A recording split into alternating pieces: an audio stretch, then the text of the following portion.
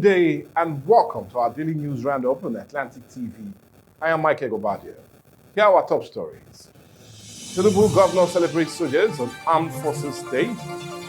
Atiku says some move to APC is personal choice. Nigeria inflation rate drops to 15.15% in December of 2025. And EU lifts Nigeria off high-risk financial watch list. And talking sports, Opacom set to take on Egypt and Zambia at the WACOM 2026. Now to the news in full. Nigerians joined the other nations, or rather Nigerians joined the nation in honoring its military heroes, both fallen and living, as Armed Forces Celebration and Remembrance Day was observed across Abuja and other states of the nation. The event marks the end of Nigerian civil war 56 years ago. Now, in the capital of Abuja, President Bola Ahmed Tinubu was represented by Vice President Kashim Shettima at the ceremony, which saw the inspection of the Guard of Honor and the laying of wreath at the Sepnota. The last post was also sounded, prayers observed, and a minute of silence observed for fallen soldiers. Dignitaries in attendance include Senate President, Deputy Speaker of the House of Representatives, Chief Justice of Nigeria, the Minister of Defense, Service Chiefs, and also Diplomatic Corps. 3 volleys were fired to honor the fallen, and pigeons were released to mark the occasion. Speaking after the event, retired Defense Minister General Christopher Musa emphasized the importance of celebrating living soldiers while remembering those who made, or rather, paid the ultimate sacrifice. Across the country, state governors also led the commemoration. In Ondo, Governor Lucky Ayedatiwa pledged support for widows of the fallen soldiers, while in Cross River, Governor Basi Otu highlighted the sacrifices of military personnel in keeping the nation united. Katsina, Governor Diko Rada, and Ogun, Governor Dapo Abiodun, Abia Governor Alex Uti, and Delta State Governor Sheriff Oboriwori all paid tribute to the fallen, reaffirming support for veterans and their families. Meanwhile, the African Democratic Congress expressed concern over President Tinubu's absence, noting that his presence would have symbolized solidarity with the armed forces amid rising security challenges. From Abuja and across the states, Nigeria paused to honor those who protect peace and also sovereignty. The senator representing Kogi Central, Natasha Poti-Duaga, has commended President Bola Ahmed Tinubu following the withdrawal of criminal defamation charge filed against her by the federal government. An Abuja High Court on Thursday struck out the charge after the Office of the Attorney General of the Federation filed a notice of discontinuance, bringing an end to a case that had sparked widespread national debate. Now, speaking to journalists after the court section, Senator Duaga thanked the president, saying the decision reflected a commitment to justice. She described the experience of facing multiple federal criminal charges as overwhelming, but said the outcome has strengthened her resolve to continue public service. The charges arose from petition filed by Senate President Godswill Akpabio and former Kogi State Governor Yahaya Bello over comment allegedly made by the senator during a televised interview. In striking out the case, the presiding judge noted the need for restraint in the exercise of persecutorial powers, while government lawyers said the withdrawal was in the overall interest of justice and public confidence in the legal system. The case has drawn strong reaction from civil society groups who raised concerns over freedom of expression and political accountability. Former Vice President Atiku Abubakar said the defection of his son, Abba Bakar, to the All Progressive Congress is a personal choice and not a cause for concern. In a statement on Thursday via X, Atiku stressed the political decision by family members are normal in democracy, adding that he does not interfere with the consciousness of his children or Nigerians. The decision of my son to join the APC is entirely personal. In a democracy, such choices are either unusual nor alarming, he said, while reiterating his focus on governance and the welfare of Nigerians under the ruling party. Abba Bakar formally announced his move from the People's Democratic Party to the APC on Thursday at the National Assembly in Abuja. where he was received by Deputy Senate President Senator Barra Jibrin and other party leaders. Speaking at the event, Abba described the decision as historic and personal, citing the leadership of Senator Jibrin as a key factor. He also pledged to mobilize support for President Tinubu's re-election bid in 2027, urging his association coordinators to join the APC and back the ruling party. Still talking politics, the People's Democratic Party has approved the appointment of caretaker committees for 5 states: Delta, Rivers, Enugu, Imo, and Osun. The party's national organizing secretary, Theophilus Osha, said that the decision was taken by the National Working Committee on behalf of the National Executive Committee in line with the People's Democratic Party constitution. Adding, or rather according to the party, the caretaker committees will temporarily manage party affairs in the affected states. Each committee is to operate for a maximum of 90 days or until new state executive committees are elected. The PDP also stressed that the committees must conduct their duties strictly in accordance with the party's constitution, the Electoral Act, and the Nigerian Constitution. The appointment takes immediate effect. In business, Nigeria headline inflation rate eased to 15.15% in December of 2025. This according to the National Bureau of Statistics, following a review of its consumer price index methodology. The NBS says average price rose at a slower pace, with the CPI increasing slightly to 131.2 points in December from 130 points or 30.5 points in November.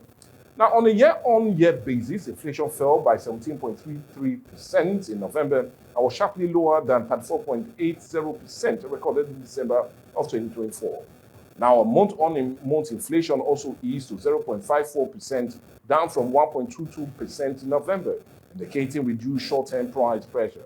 The Bureau explained that the modernization was influenced by the recent rebasing of the CPI, which now uses a 12-month reference period in line with international best practices, helping to avoid artificial spike caused by base effect. Now, food inflation recorded one of the strongest improvements, dropping to 10.84% year-on-year, driven by lower prices of key staples like tomatoes, gari, eggs, beans, and vegetables. Core inflation, which excludes food and energy, also moderated to 18.63%. Both urban and rural inflation rates declined significantly compared with the same period last year, although the NBS noted that food and non-alcoholic beverages remain the biggest contributor to overall inflation. Still talking business, the Nigerian Revenue Service has dismissed report that value-added tax is being charged directly on bank transfers. The agency says the 7.5% VAT applies only to bank service charges and not to actual money transferred by customers. In a statement on Thursday, the NBRS described claims of the new VAT on electronic transfers and banking transactions as quite misleading. The service explained the VAT has always applied to fees, commissions, and charges from banking service under Nigerian existing tax laws. It stressed the Nigerian Tax Act did not introduce any new VAT on bank transfers or impose additional tax burdens on customers.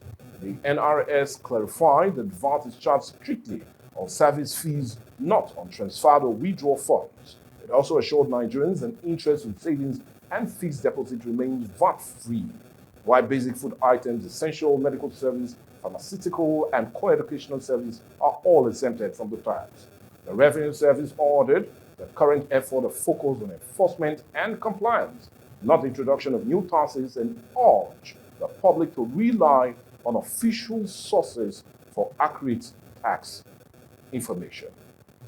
With that news, we'll go on a break now, but when we come back, more news across the foreign scene as well as sports. Join us again. Don't miss out on exciting news, events, and more. Stay connected by following us on Facebook, YouTube, and Instagram at Atlantic Media and TV. Welcome back. Now the rest of the news. Nigeria has been removed from the European Union list of high-risk financial jurisdiction, a move expected to boost trade, payment, and investment flows with Europe.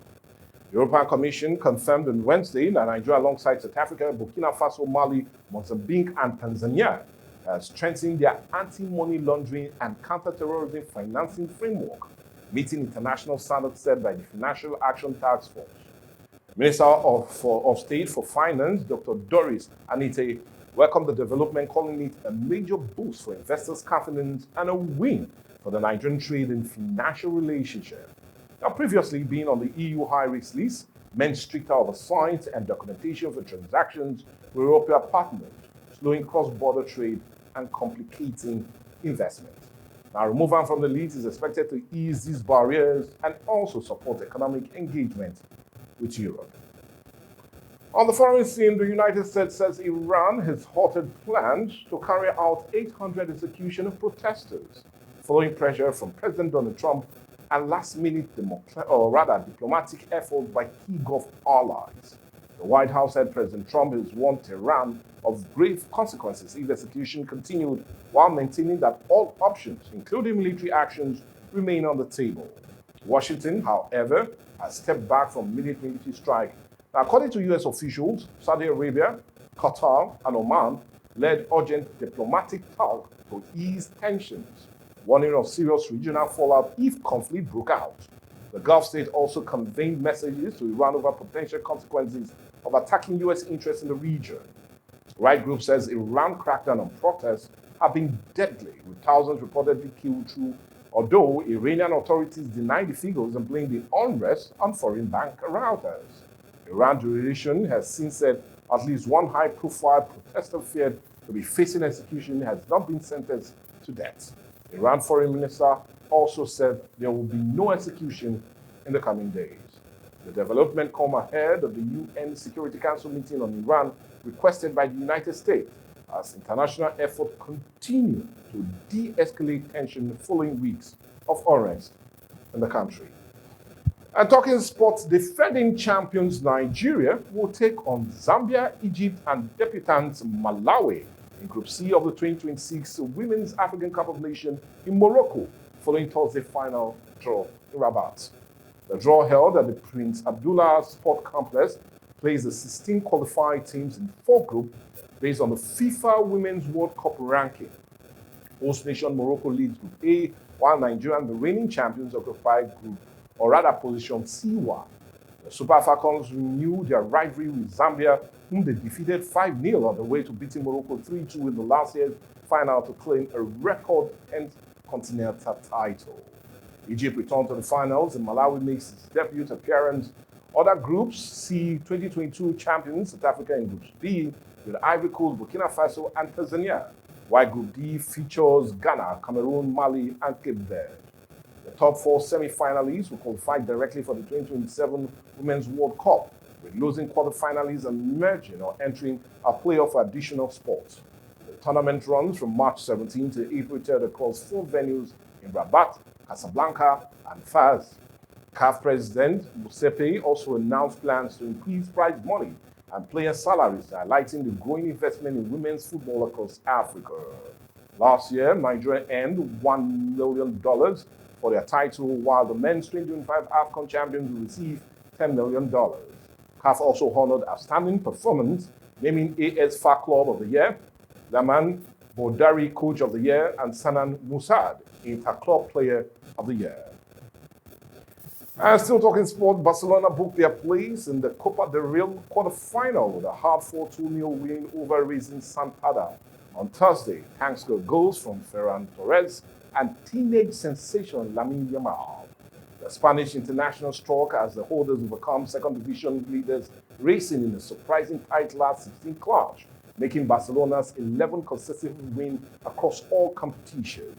The match delayed briefly as some fans were struck outside Racing Santander Nora Stadium saw Barcelona dominate possession but struggled to break through early. Dani Olmo and Marcus Rashford had chances while Racing threatened on the counter, with Diego Gulashi testing Barcelona keeper Gracia from distance. Torres finally broke the deadlock in the second half, running Rey's goalkeeper Joaquin before slotting home. Racing had 2 goals ruled out for offside, and Gracia made a crucial one-on-one stop late in the stoppage time to keep the clean sheet. The win was sealed at the final whistle as Yamal tapped in Rafinha's cross, sending Barca through to the last 8. Elsewhere in Copa del Rey, Valencia also advanced with a 2-0 victory over Burgos. With the quarterfinals set, Barcelona continued their quest to defend the title under coach Hansi Flick, while teenage star Yamal adds another highlight to a breakthrough season. With that, sporting news brings us to the end of the news on Atlantic TV. I'll always remind you that if you have any newsworthy report, we'll do well to send to our different social media platforms. I will have them. I still remain Michael Gobadia. Bye for now.